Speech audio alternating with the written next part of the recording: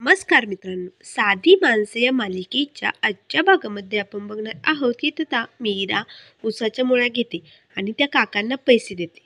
तेव्हा आता लगेच ते काका बोलतात, मीरा तू हो पुढे, मी ना उसाच्या मुळ्या पोच करतो तिथे. तेव्हा मीरा बोलते, कशाला काका, मी करते काहीतरी व्यवस्था. तेव्हा ते काका बोलतात, अगं दादांचा जरा विचार कर, एकदा ना तुझं लग्न झालं ना की मग दादांचंही टेन्शन कमी होईल.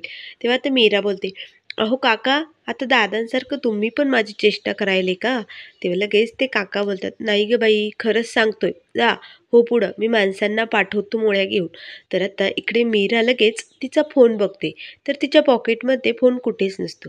तेव्हा मीरा बोलते, माझा फोन कुठे गेला? कोणी चोरला की काय माझा फोन? ती लगेच तिच्या गाडीजवळ येते, तर तिथेच गाडीजवळ सत्या फोनवरती बोलत असतो. तो म्हणत असतो, त्या हॉल बाहेरूनच माझी गाडी चोरीला गेली आणि ज्याने कोणी बी नेली ना माझी गाडी, त्याला सोडणार नाही बघ. आता पोलीस त्याला हुडकूच राहिलेत. तेवढ्यात आता मीरा तिथे येते, तर सत्यदाचं बोलणं ती ऐकत असते. आता मात्र सत्यदाच्या हातात सेम मीरासारखाच फोन असतो, त्यामुळे तिचा खूप मोठा गैरसमज होतो. ती आता लगेच सत्याच्या हातून फोन हिसकावून घेते. तेव्हा सत्या बोलते, काय झालंय तुला? जास्त शहाणपणा काय दाखवते तू? ते इकडं, मला अजून भरपूर फोन करायचे आहेत बरं का. तेव्हा मीरा बोलते, तुला काही लाज आहे की नाही? अरे, सगळी लाज लज्जा सोडलीस तू.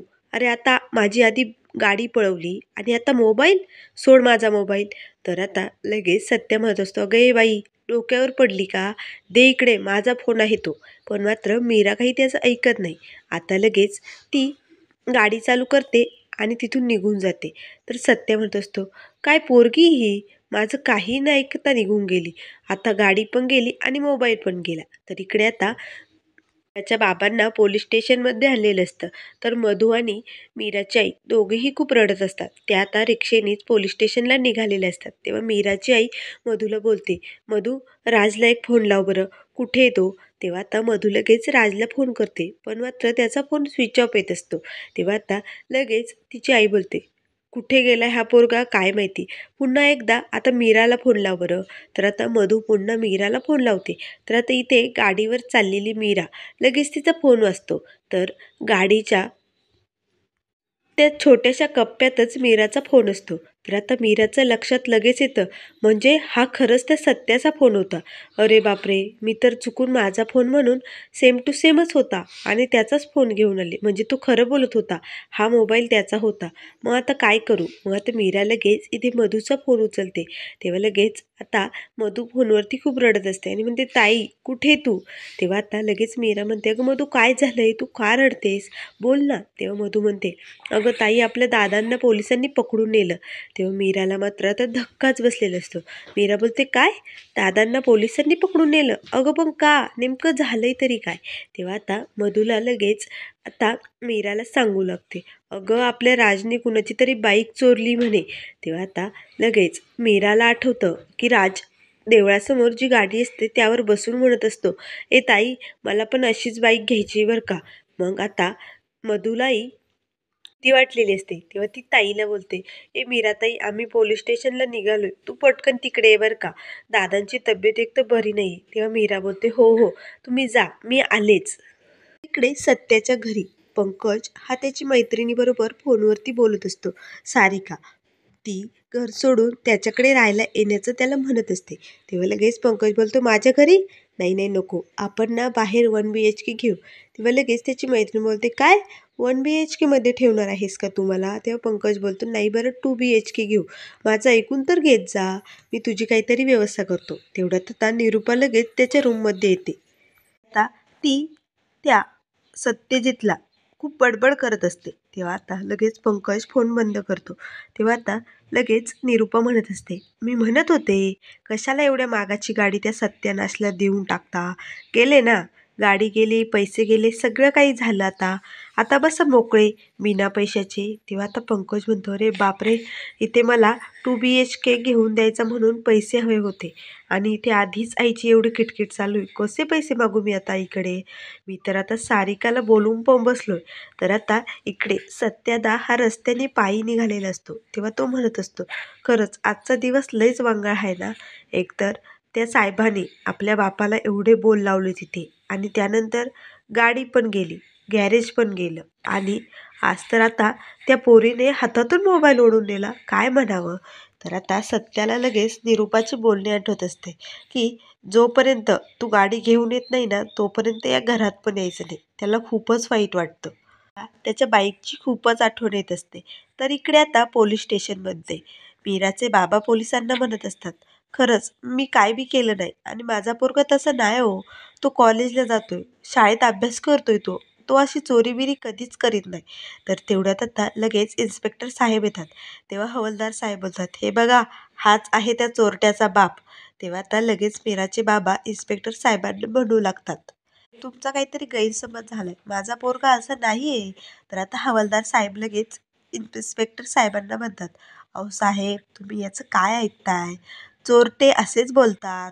आणि हो, बापाची तर पोराला साथ असते ना. पोरगा असे चोऱ्या माऱ्या करून बापाला दारू प्यायला पैसे आणून देत असेल ना. तेव्हा मीराचे बाबा बोलतात, अहो असं काय बी नाही आहे. आता इन्स्पेक्टर साहेब मीराच्या बाबांवरती ओरडतात आणि म्हणतात, गप्प बैस, बाद झालं तुझे नाटक आता. चल, हात वर कर आणि टाचावरती कर आणि शांत उभी राहा. तेव्हा आता मीराचे बाबा खूप आजारी असतात. त्यांना मात्र टाचावरती उभी राहता येत नाही. पण मात्र इन्स्पेक्टर साहेब म्हणतात, आता जर टाच खाली टेसली तर बघ, तुला ना सोडणार नाही. आता तुझी चांगली परीक्षाच घे तुम्ही. तेव्हा आता लगेच मीराचे बाबा टाचावरती करून उभी असतात. तेवढ्यात आता मधु आणि मीराची आई धावतच येतात. तेव्हा आता आपल्या दादांना असं उभं पाहून त्यांना खूपच वाईट वाटतं. ते दोघीही आता इन्स्पेक्टर साहेबांसमोर हात जोडू लागतात आणि म्हणतात, नका हो, असं नका करू. ते खरंच खूप आजारी आहेत. त्यांना खूप ताप आलाय. तेव्हा लगेच इन्स्पेक्टर साहेब बोलतात, हो का? पोलिसांना बघितल्यानंतर कुणालाही ताप येतो, जुलाब होतात.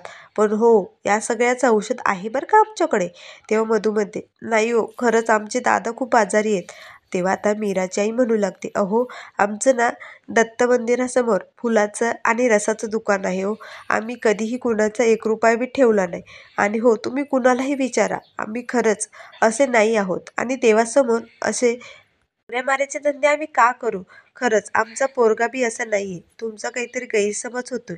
तेव्हा लगेच इन्स्पेक्टर साहेब कांबळे हवालदार यांना म्हणतात, जा, CCTV फुटेज आण आणि दाखव यांना यांचा पोरगा कसा आहे ते. आता मात्र CCTV फुटेजमध्ये राजला गाडी चोरताना बघून मीराचे आई बाबा व मधू या तिघांनाही खूप मोठा धक्काच बसतो. त्यानंतर इकडे आता पंकज लगेच निरूपाजवळ येतो आणि म्हणतो, ए आई, प्लीज तू अशी हळहळ नको करू गं.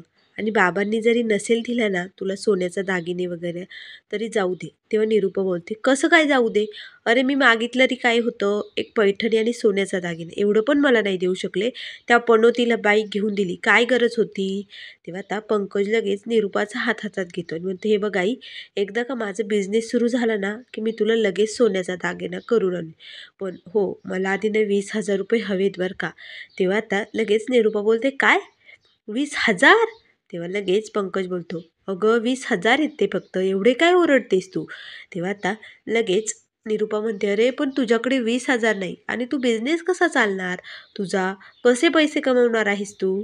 तेव्हा लगेच पंकज बोलतो, अगं फक्त टेंडर भरण्यासाठी 20,000 हवेत आणि त्यानंतर लोन मिळतं, मग सगळं काही आपोआप, मग मागे बायचंच नाही, फक्त पैसाच पैसा.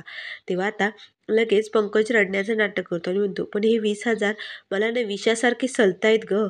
तेव्हा आता लगेच निरूपा म्हणते, अरे बबड्या, तू रडतोयस काय?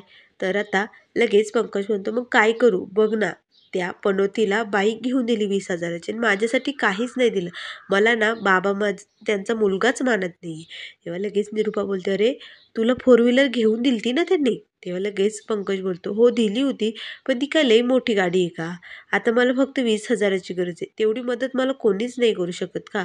तेव्हा आता लगेच निरूपा म्हणते, थांब, ती आतमध्ये जाते आणि पैसे घेऊन येते. तेवढ्यात आता लगेच पंकज सारिकाला मेसेज करून सांगतो, बॅग भरून ठेव, तुझी राहण्याची व्यवस्था केली.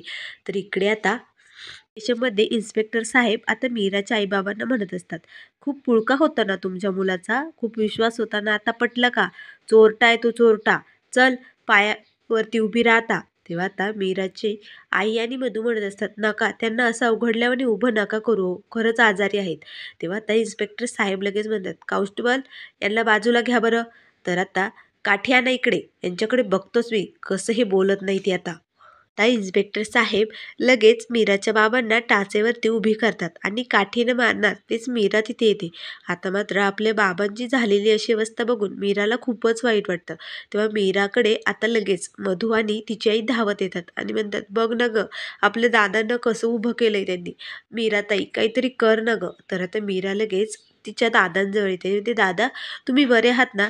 काय बी होणार नाही तुम्हाला. तेव्हा आता तिचे बाबा बोलतात, मीरा सगळं संपलं आता, सगळं संपलं. तेव्हा आता मीरा म्हणते, नाही काही होणार नाही, मी बोलते ना साहेबांशी. तेव्हा आता मीरा लगेच इन्स्पेक्टर साहेबांसमोर हात जोडू लागते आणि म्हणते, इन्स्पेक्टर साहेब आमच्या दादांनी काय बी केलं नाही. अहो आम्ही खरंच कुणाची बी चोरीमारी करत नाही, तुमचा काहीतरी गैरसमज झालाय. तेव्हा आता लगेच इन्स्पेक्टर साहेब म्हणतात, तुझा तो भाऊ राज त्याने गाडी चोरली, CCTV फुटेज आहे आमच्याकडे. आता मात्र मीराला धक्काच बसतो. मीरा बोलते, हे बघा दादांची यात काय बी चूक नाही आहे, राजला पकडावं लागेल मग, त्याची चूक आहे ना. तेव्हा त्या इन्स्पेक्टर साहेब बोलतो, त्याचा तर फोन पण बंद आहे, कुठे तो. तेव्हा मीराची आई बोलते, एका मित्राकडे अभ्यासासाठी गेलाय.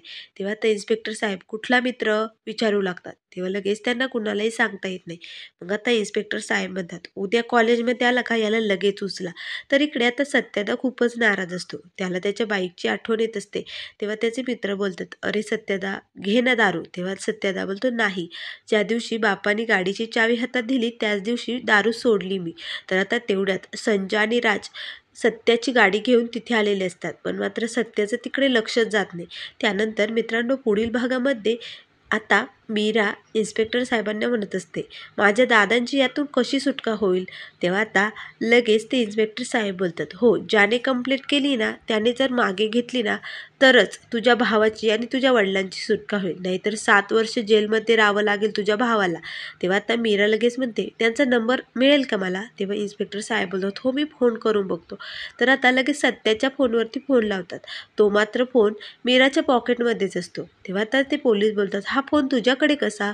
तेव्हा मीराच्या लगेच लक्षात येतं, म्हणजे ही गाडी सत्यादाची आहे. तर इकडे आता सत्यादाही त्याच्या मित्राला घेऊन मीराच्या फुलाच्या दुकानात आलेला असतो आणि म्हणत असतो, आता ही फुलवाली येऊ दे मग हिच्याकडे बघतो, माझा मोबाईल चोरतोय ना चोरटी कुठली.